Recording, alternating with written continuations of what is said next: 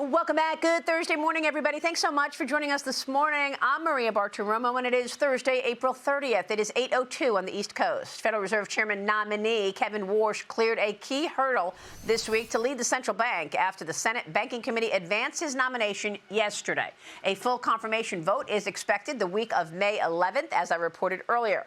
Outgoing Fed Chair Jay Powell spoke at the final policy meeting as chairman yesterday, saying he's going to stay on the Fed board even after stepping down as chairman. Watch. After my term as chair ends on May 15, I will continue to serve as a governor for a period of time to be determined. I plan to keep a low profile as a governor. There's only ever one chair of the Federal Reserve Board. When Kevin Warsh is confirmed and sworn in, he will be that chair. Joining me now is South Carolina Senator Tim Scott. He is the chairman of the Senate Banking Committee. Senator, it's great to have you this morning. Thank you so much for being here. Good morning, Maria. Good to be with you. And should we expect a full Senate vote and a confirmation the week of May 11th? Absolutely. We should certainly expect it within the first 2 weeks that we're back in May. It's great news for the American people. We're finally going to have a Fed that's independent, focusing more on interest rates than they are on politics and climate change. So it's refreshing to see Kevin Warsh come in and take over at the Fed. We're excited about that. Yeah, so what do you want his priorities to be? I mean, this morning we've been talking about the state of the economy, Senator. And, you know, even with this war and the spike in oil, you've got this economy chugging along. Scott Bessent told me a couple of weeks ago he would still expect 2% plus economic growth. Jay Powell yesterday said consumer spending is staying strong. What strikes you most right now about the economic backdrop, the macro story? Well, I think we have a very healthy economy because of President Trump. We have to look back at the Biden years and remember 9% inflation, interest rates went in the same direction. The great news is in the last 15, 16 months, President Trump has pulled a miracle. We finally have a healthy, strong economy going in the right direction. My hope is that Kevin Warsh will focus on interest rates, stable prices, and full employment. If he does that, we will have a Fed that we can have confidence in. The one thing President Trump is doing is restoring confidence in the hearts and the eyes of the American people, and that's great news. Stable prices means low inflation, and full employment means under 4%. We've got both. We're going to see both happen again. That's great news. We're getting closer and closer every day on inflation, and we have a strong economy. So can you message that going into the midterm election, Senator? There's a lot of expectation that certainly the House majority goes away after the midterms, and we don't know about the Senate. How confident are you in terms of keeping the majority in the Senate post-November? Well, as the chairman of the re-election committee for the Senate, I'm very confident that we have the right players and the right plays being called. The players we've recruited are fantastic. The plays being called by President Trump are strong. Inflation is going to continue to come down. Gas prices are going to drop precipitously. That gives us a great fall. We're going to keep the majority in the Senate.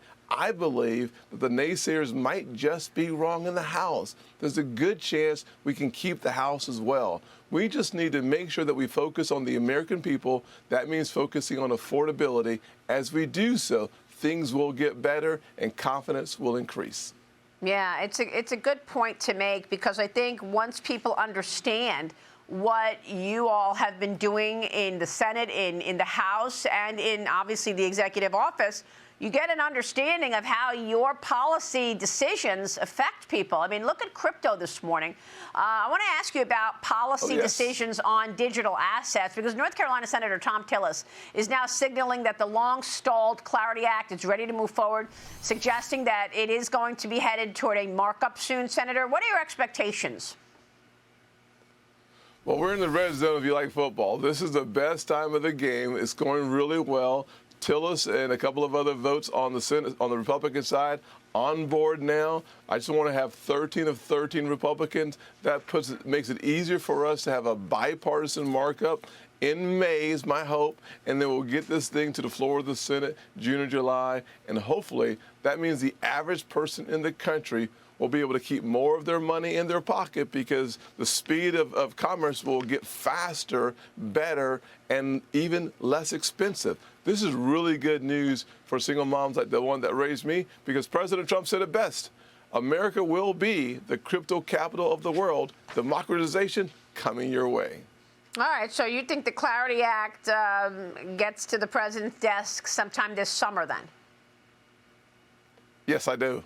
Listen, Yeah. I think that's great news, by the way. The fact of the matter is that all of the cylinders are kicking. It is good news. You can even feel in our environment how good things are getting. Gas prices continue to come down, which means that your groceries will come down a little bit as well. We've got a lot of good signs in the economy. We just need to continue to execute and have confidence in the choices the American people have made by making President Trump their president and keeping majorities, Republican majorities, in both the House and the Senate. All right, well, let's talk about that, because there's been such debate over, funding immigration. I mean, the House narrowly voting for a Senate-passed budget resolution, which funds ICE and funds Border Patrol after that 5-hour open vote. A crucial step in this reconciliation process that you've been working on and funding the Department of Homeland Security. What shall we expect there? The president said he wants that budget reconciliation bill on his desk by June 1st. I think you'll get it, number one. The House made strides in the right direction. We finished our work last week again. So the great news is for the American people, let's remember why we are in this position in the first place. Democrats decided to play politics with national security. We've seen an assassination attempt on the president. We've seen lax security in areas that shouldn't be, like TSA, 4-hour waits. Why? Because the Democrats have decided to play politics with your lives. That is wrong, just wrong.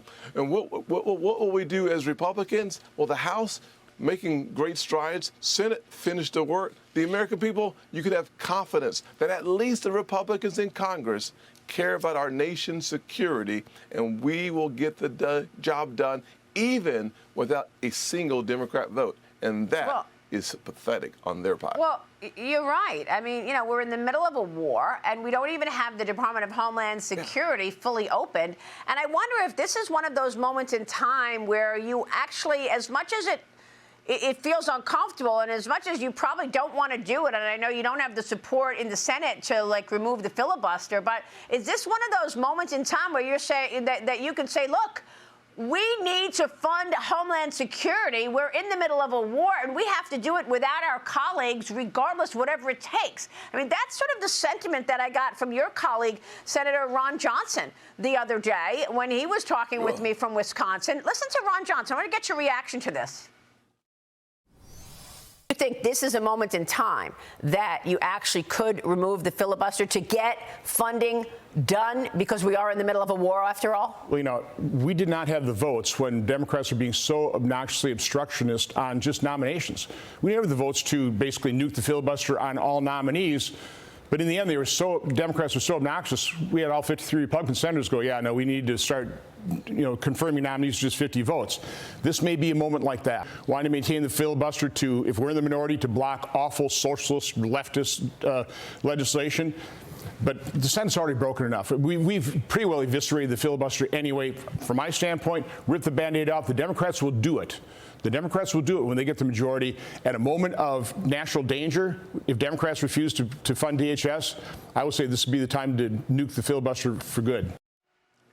Senator, do you agree with your colleague there that when and if the Democrats return to power, they're going to do it? They're going to remove the filibuster? Let's just start there. Do you agree with that?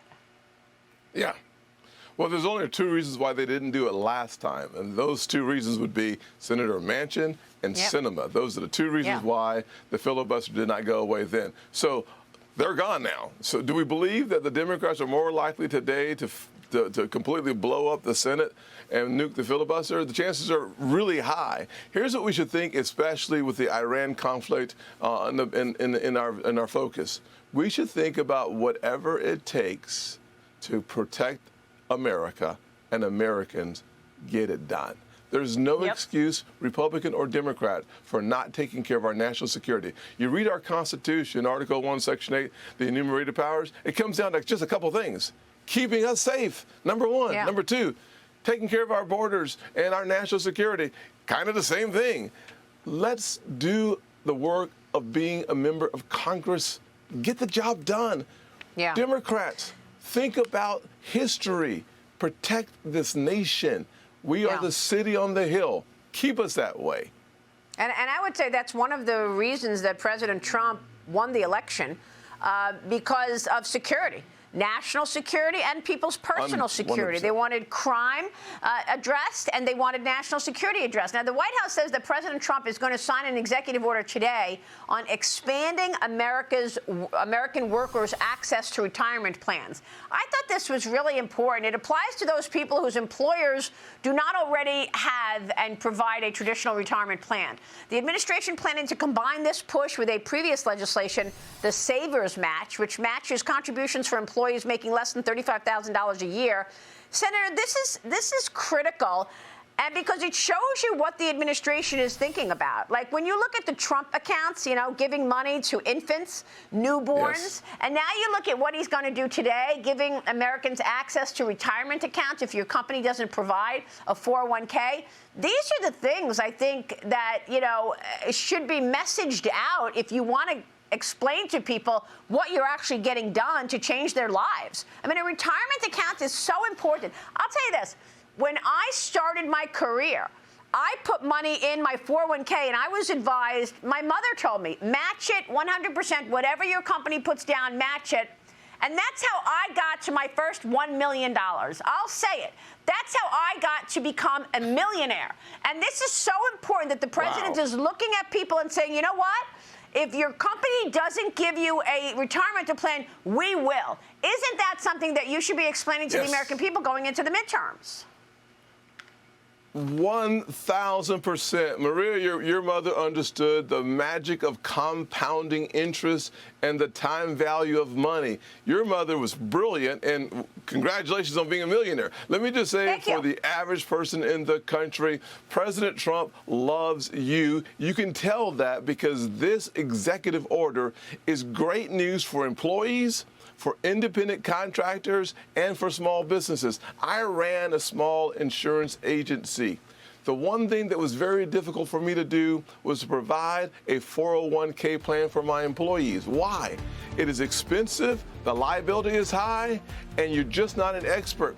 Thank God Almighty that President Trump understands the pain and the misery of employees and independent contractors and small businesses too.